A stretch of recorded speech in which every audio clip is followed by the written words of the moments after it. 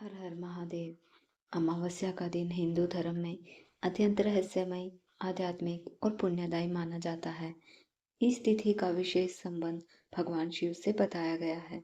शिव पुराण के अनुसार जब चंद्रमा पूरी तरह अदृश्य हो जाता है और चारों ओर अंधकार छा जाता है, तब यह समय केवल बाहरी नहीं बल्कि आंतरिक अंधकार को भी दूर करने का अवसर होता है।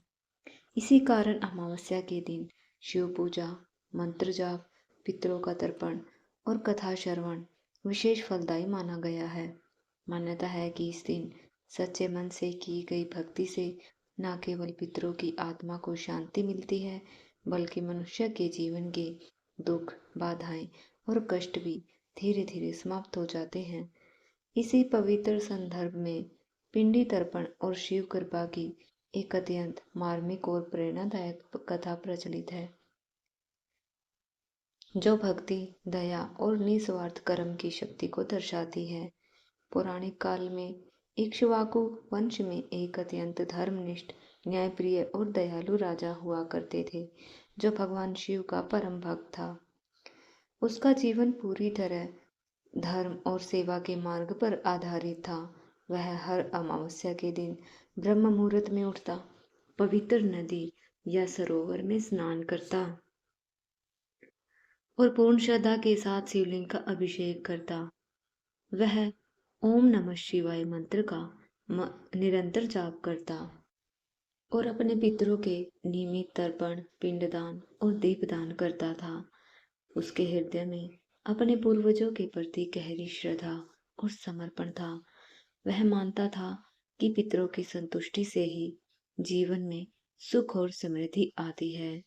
एक बार अमावस्या के ही दिन जब राजा अपने राज्य की सीमाओं का निरीक्षण करते हुए एक घने और सुनसान वन में पहुंचा, तब उसने एक अत्यंत विचलित कर देने वाला दृश्य देखा। एक सूखे, निर्जीव और भयावह वृक्ष के नीचे कुछ प्रेत आत्माएं अत्यंत दुख और पीड़ा में कराह रही थी। उनका रूप विक्षिप्त था, आंखों में वेदना और आवाज में गहरी करुणा थी। वे बार बार अपनी दशा पर विलाप कर रही थी, मानो किसी अनंत पीड़ा में फंसी हो।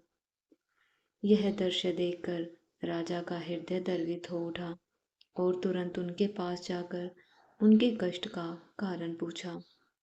उन प्रेत आत्माओं ने करुण स्वर में उत्तर दिया, हे राजन, हम पूर्व जन्म में बहुत धनी, प्रतिष्ठित और कुलीन व्यक्ति थे, लेकिन हमने अपने जीवन में कभी भगवान शिव की सच्चे मन से आराधना नहीं की। हमने अपने पूर्वजों का तर्पण नहीं किया, ना ही अमावस्या जैसे पवित्र दिनों का महत्व समझा। हम अहंकार और भोग विलास में डूबे रहे। इसी कारण मृत्यु के बाद हमें यह कष्टदायक प्रेत योनि प्राप्त हुई है, जहां हम वर्षों से भटक रहे हैं और मुक्ति की आशा में तड़प रहे हैं। उनकी व्यथा सुनकर राजा का मन करुणा से भर गया। उसने तुरंत संकल्प लिया कि वह इन आत्माओं को इस पीड़ा से मुक्त करेगा। वह पास के एक स्वच्छ जलाशय की ओर गया, वहां विधि पूर्वक स्नान किया और एकाग्रचित होकर भगवान शिव का ध्यान किया। उसने पूर्ण श्रद्धा भाव से ओम नमः शिवाय मंत्र का जाप किया। फिर अपने दोनों हाथों में जल लेकर संकल्प किया, मैं आज अमावस्या के दिन जो भी पूजा, तप और तर्पण कर रहा हूँ, उसका आधा पुण्य इन पीड़ित आत्माओं को समर्पित करता हूँ। जैसे ही राजा ने यह जल धरती पर अर्पित किया, उसी क्षण वातावरण में एक अद्भुत परिवर्तन हुआ। आकाश से एक तेजस्वी दिव्य प्रकाश प्रकट हुआ, जिसने पूरे वन को आलोकित कर दिया। उस प्रकाश में भगवान शिव के गण प्रकट हुए, जिनके मुखमंडल पर दिव्यता और करुणा झलक रही थी। उन्होंने उन प्रेत आत्माओं को उस पीड़ा से मुक्त किया और अपने साथ शिवलोक की ओर ले जाने लगे। यह दृश्य इतना अद्भुत और दिव्य था कि स्वयं राजा भी भाव विभोर हो उठे। उसी क्षण भगवान शिव वहां प्रकट हुए। उनके मस्तक पर अर्धचंद्र सुशोभित था और उनके मुख पर दिव्य तेज झलक रहा था।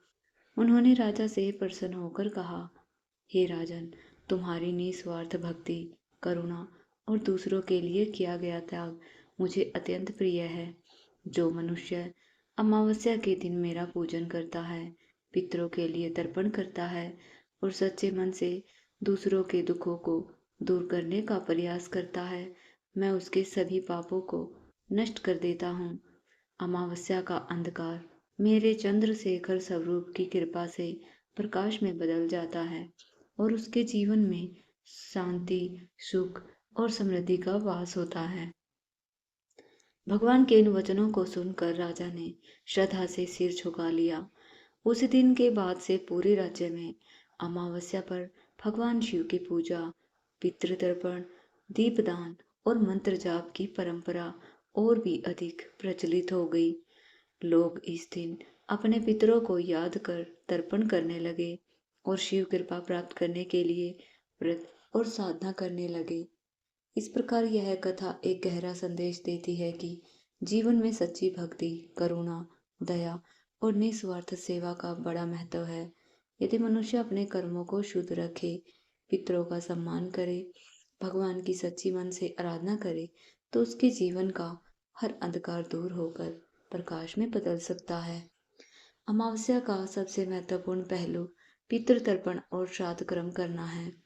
इस दिन लोग अपने पूर्वजों की आत्मा की शांति के लिए जल अर्पित करते हैं, भोजन का दान करते हैं, श्रद्धा से उनका स्मरण करते हैं।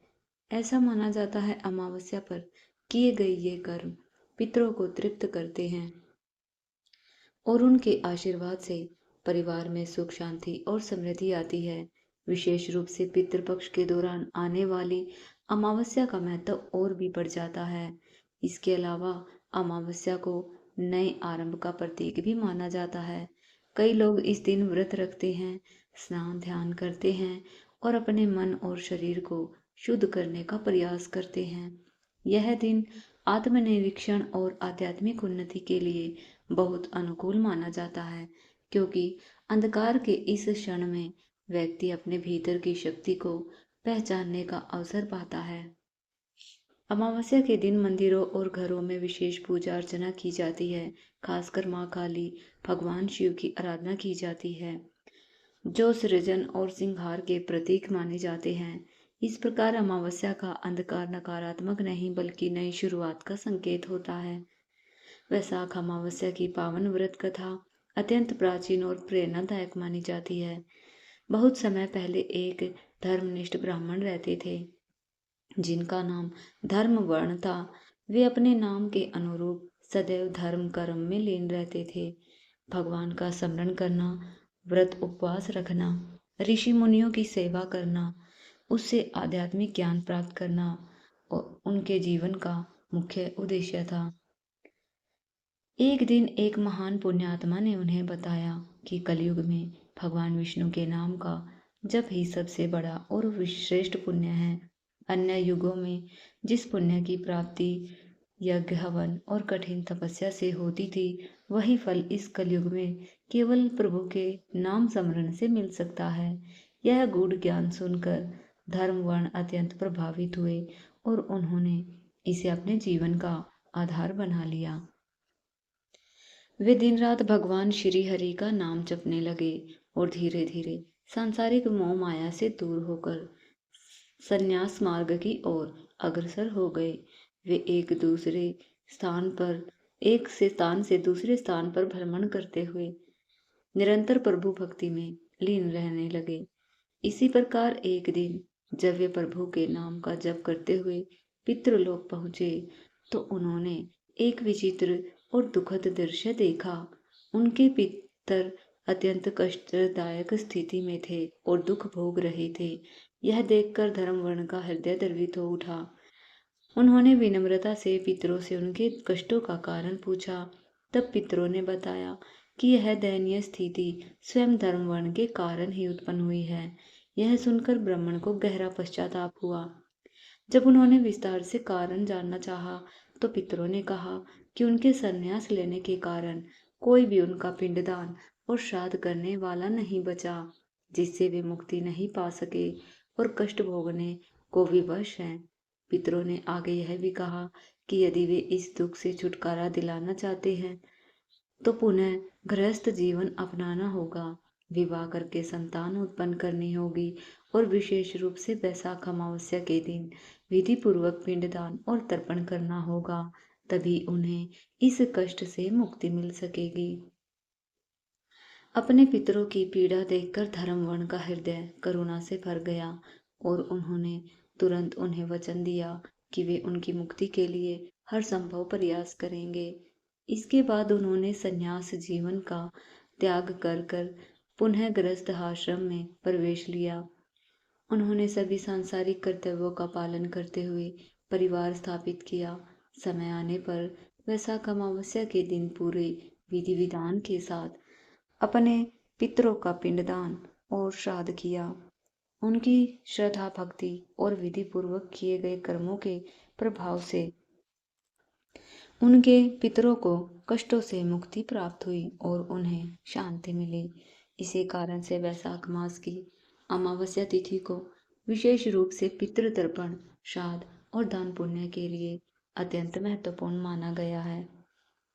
यह कथा हमें यह शिक्षा देती है कि केवल आध्यात्मिक उन्नति ही नहीं, बल्कि अपने पूर्वजों के प्रति कर्तव्यों का पालन करना भी उतना ही आवश्यक है। पितरों का आशीर्वाद ही जीवन में सुख समृद्धि और शांति का आधार बनता है। इसलिए वैशाख अमावस्या के दिन श्रद्धा और भक्ति के साथ पितृ पूजन अवश्य करना चाहिए।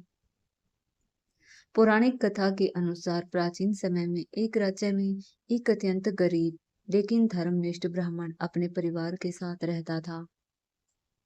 उसकी एक सुंदर, गुणवान और संस्कारी पुत्री थी, लेकिन अधिक गरीबी के कारण वह उसका विवाह नहीं कर पा रहा था। समय बीतता जा रहा था और यह चिंता ब्राह्मण दंपति को अंदर ही अंदर तोड़ रही थी। अनेक प्रयासों के बावजूद जब कोई उपाय नहीं सूझा, तो एक दिन वे एक ज्ञानी साधु के पास पहुंचे और उन्होंने अपनी व्यथा सुनाई। साधु ने उनकी स्थिति को समझते हुए ध्यान लगाया और एक फिर अद्भुत समाधान भी बताया। उन्होंने कहा कि पास के गांव में एक धोबिन रहती है जो अत्यंत पुण्यशील और पतिव्रता स्त्री है।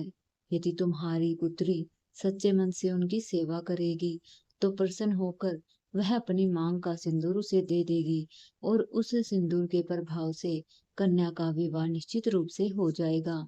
साधु के वचन सुनकर विश्वास करते हुए ब्राह्मण की पुत्री अगले दिन उस धोबिन के पास गई। वह बिना किसी को बताए प्रतिदिन प्रातःकाल उठकर चुपचाप धोबिन के घर जाती और पूरे घर का काम, सफाई, बर्तन, कपड़े धोना, आंगन बुहारना, यह सब बड़ी लगन और श्रद्धा से कर देती और फिर बिना किसी से मिले लौट आती। कई दिनों तक यही कर्म चलता रहा, लेकिन धोबिन और उसकी बहू को इस बात का कोई आभास नहीं हुआ कि उनके घर में कौन काम कर रहा है। एक दिन धोबिन ने आश्चर्यचकित होकर अपनी बहू से पूछा कि वह इतना सारा काम इतनी जल्दी कैसे कर लेती है। बहू ने भी उतने ही आश्चर्य से कहा कि उसे लगा यह सारा काम उसकी सास करती है। यह सुनकर धोबिन को संदेह हुआ और उसने अगले दिन सच्चाई जानने का निश्चय किया। अगली सुबह धोबिन जल्दी उठकर छिप कर बैठ गई। तभी उसने देखा एक अज्ञात कन्या अत्यंत विनम्रता और समर्पण भाव से उसके घर का सारा काम कर रही है। यह दृश्य देखकर वह भावुक हो उठी।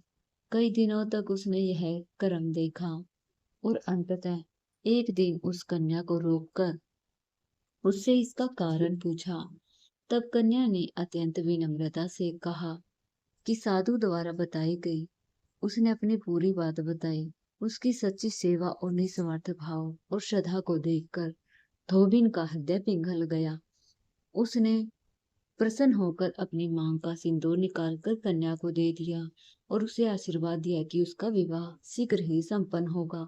जैसे ही धोबी ने अपनी मांग का सिंदूर दिया, उसी क्षण एक अनहोनी घटना घट गई। उसके पति का देहांत हो गया। यह देखकर सब लोग स्तब्ध रह गए। कन्या को भी अत्यंत दुख हुआ कि उसके कारण यह विपत्ति आई। वह दुखी और व्याकुल होकर वहां से चली गई। भटकते भटकते एक पीपल के पास पहुंची। वहां पहुंचकर उसने श्रद्धा और भक्ति भाव से एक उपाय किया। उसने 108 ईंटों के छोटे छोटे टुकड़े इकट्ठे किए और पीपल के वृक्ष की 108 बार परिक्रमा करते हुए हर बार एक ईंट का टुकड़ा फेंकती गई। यह कार्य पूर्ण श्रद्धा और पश्चाताप और प्रार्थना के साथ करती रही। उनकी भक्ति, सच्ची सेवा और तपस्या से भगवान प्रसन्न हुए। जैसे ही उसकी परिक्रमा पूरी हुई, एक चमत्कार हुआ। धोबिन का पति जीवित हो उठा। यह देखकर सभी लोग आश्चर्यचकित रह गए। कन्या की भक्ति की महिमा का गुणगान करने लगे। इस प्रकार पीपल वृक्ष की परिक्रमा और सच्ची श्रद्धा के प्रभाव से न केवल एक प्राण की रक्षा हुई, बल्कि कन्या को भी शुभ फल प्राप्त हुआ। आगे चलकर उसके जीवन में सुख समृद्धि आई और उसका विवाह भी अच्छे घर में संपन्न हो गया। अब सुनते हैं अमावस्या और पूर्णिमा, दो बहनों की कथा।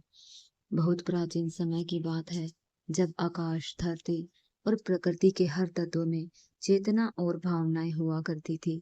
उसी लोक में, चंद्रलोक में, दो सगी बहनें रहती थी, अमावस्या और पूर्णिमा। दोनों ही चंद्रदेव की पुत्रियां थी, लेकिन स्वभाव, रूप और गुणों में एक दूसरे से बिल्कुल भिन्न थी। पूर्णिमा बड़ी बहन थी, जिसका स्वरूप अत्यंत सुंदर, उज्जवल और आकर्षक था। उसका चेहरा पूर्ण चंद्रमा की तरह गोल और प्रकाश से भरा हुआ था।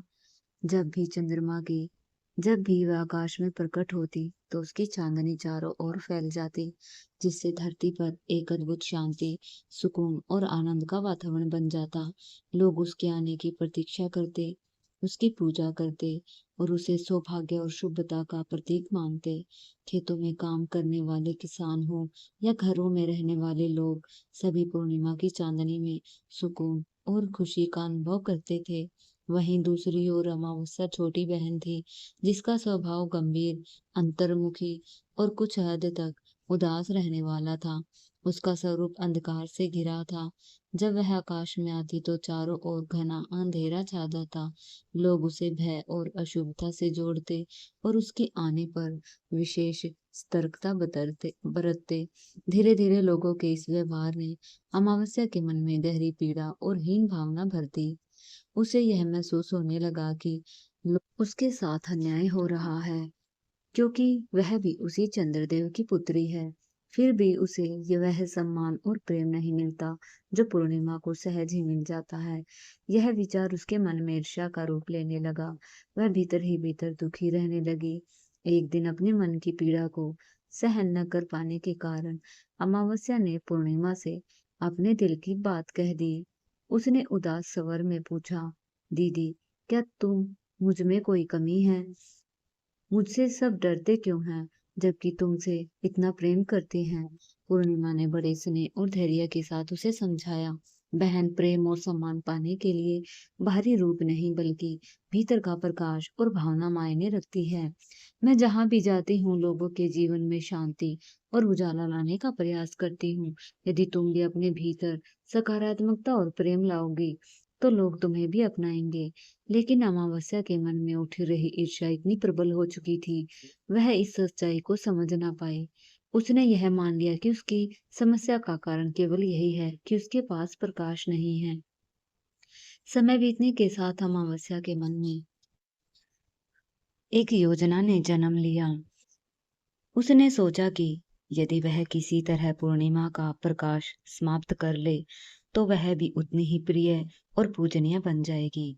एक दिन वह बड़ी मधुर वाणी में पूर्णिमा के पास गई और बोली, दीदी, मैं भी चाहती हूँ कि लोगों के जीवन में प्रकाश लाऊं। क्या आप अपना थोड़ा सा उजाला मुझे दे सकती हैं? पूर्णिमा का स्वभाव अत्यंत उदार था। उसने बिना किसी संदेह के अपना प्रकाश बांटने के लिए सहमति दे दी। लेकिन जैसे ही अमावस्या को प्रकाश मिला, उसके मन में लालच जाग उठा। उसने सोचा कि यदि सारा प्रकाश उसके पास ही रह जाए, तो वह पूर्णिमा से अधिक महान बन सकती है। इस लालच में उसने छल करने का प्रयास किया और पूरा प्रकाश अपने पास रखने लगी। जैसे ही यह घटना हुई, आकाश में हलचल मच गई। चंद्रदेव को यह बात जब ज्ञात हुई, तो उन्होंने तुरंत दोनों बहनों को अपने पास बुलाया। उनके चेहरे पर गंभीरता थी। उन्होंने अमावस्या से कहा, तुमने अपने स्वार्थ और ईर्ष्या में आकर छल का मार्ग चुना है। याद रखो, किसी और का प्रकाश छीन कर कोई महान नहीं बनता। सच्ची महानता अपने गुणों और कर्मों से प्रकाश होती है, प्राप्त होती है। इसके बाद उन्होंने उसे दंड देते हुए कहा, अब मैं तुम्हें हर महीने एक दिन पूरी तरह अंधकार में रहना होगा, ताकि तुम समझ सको कि बिना प्रकाश के जीवन कितना कठिन होता है और दूसरों के महत्व को पहचान सको। फिर उन्होंने पूर्णिमा की ओर देखा और कहा, तुम अपने प्रकाश से संसार को इसी प्रकार रोशन करती रहो, क्योंकि तुम्हारा उद्देश्य दूसरों को सुख और शांति देना है।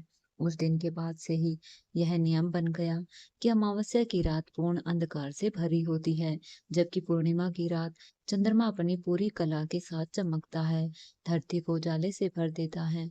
लेकिन इस कथा का एक गहरा और प्रेरणादायक पहलू भी है। कहा जाता है, अपने किए पर अमावस्या को गहरा पश्चाताप हुआ। उसने धीरे धीरे अपने स्वभाव को बदलने का प्रयास शुरू किया। वह हर महीने अंधकार से निकलकर थोड़ा थोड़ा प्रकाश की ओर बढ़ने लगी।